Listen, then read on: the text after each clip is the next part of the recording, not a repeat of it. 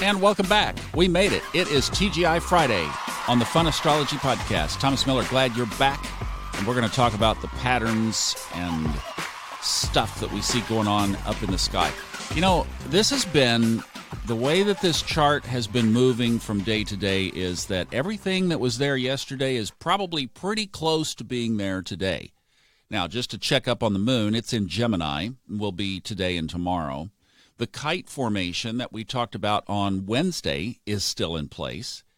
And the complex aspects in the sky, that's still in place too, because every planet still is aspected.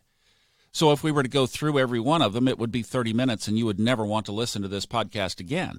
So that's why I just hit the high points. So the kite pattern, that's Wednesday, if you want to hear the drill down on it, but it's basically around our Pluto-Saturn aspect that is moving you toward that inner transformative work that Pluto-Saturn in Capricorn represents. That culminates on January 12th, but it's going to be a long process. We are in a lot of transformative energy right now, doing some of the deepest reform work that has been done in a long time. And, you know, maybe over the weekend, because I know a lot of you are probably fairly new to the podcast, and let me jump off the theme here for just a quick sec to say a huge thank you to all of you who have left great reviews on iTunes. You know, if there's something about the show you don't like, I'd rather you email me. Just send me an email. I answer all of them personally. info@funastrology.com, and tell me what your thoughts are. If you love the show, help me move up in that astrology space, because my numbers over the last 2 months have basically doubled.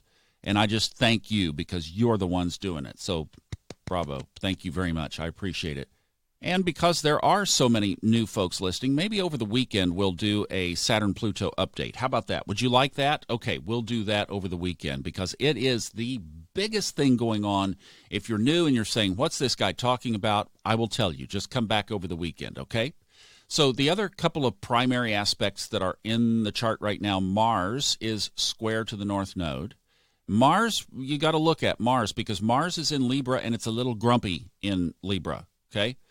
The other thing is it's square to the big three. And what I call the big three are the South Node, Saturn, and Pluto, okay? And we'll talk about that more in detail over the weekend. But that right there is the big transformative energy. So with Mars square to that, okay, let me let the cat out of the bag. So I'm studying this whole other dimension of astrology that I'm not going to go into, but one of the things that it advocates is in typical astrological interpretation, squares and oppositions, those are the major aspects, are noted as tense aspects.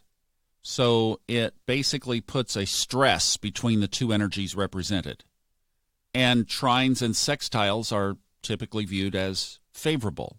So it makes them more harmonious. Now, what this particular style of astrology teaches is that a square is basically a motivator. So it's like an elbow in your ribs, right? It's get off shtick.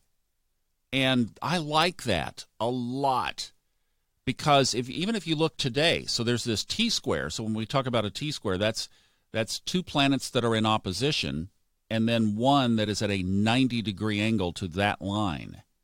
So Mars is at the base of the T-square, if you will, the bottom of the vertical bar of the T, and the big three and the South Node are the T, the long bar across the top, the opposition. Okay, now let's just run this through the filter of one's life. Have you been feeling more urged to make these changes, to move in these different directions? Or are you feeling clubbed over the head? Now, I know, a lot of people are feeling tense right now. For me, I'm just going to say my little window in the world, the last couple of days have been really motivating to build structure, and that's a big part of Saturn-Pluto. So I've felt this from a motivating type energy, not a, club you over the head, bad stuff is happening kind of energy.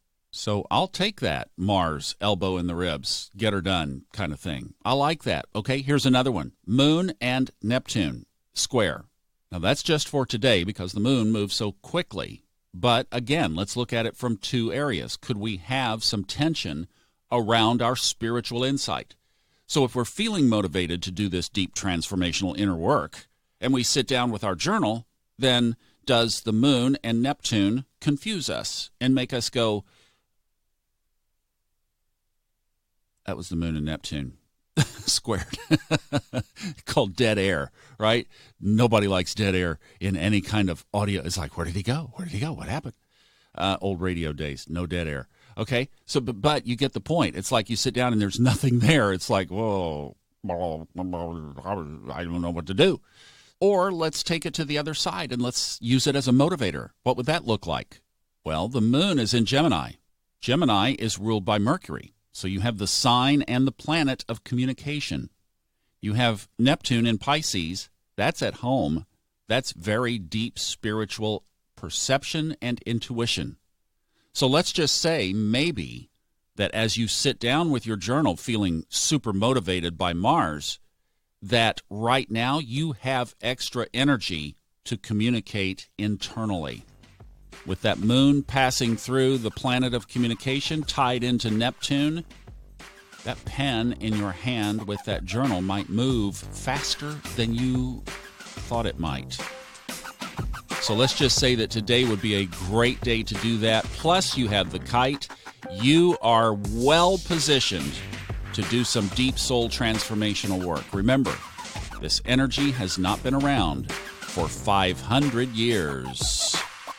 We'll talk more about that over the weekend. Just go make it a great Friday and spend some time in your own heart while you're doing it.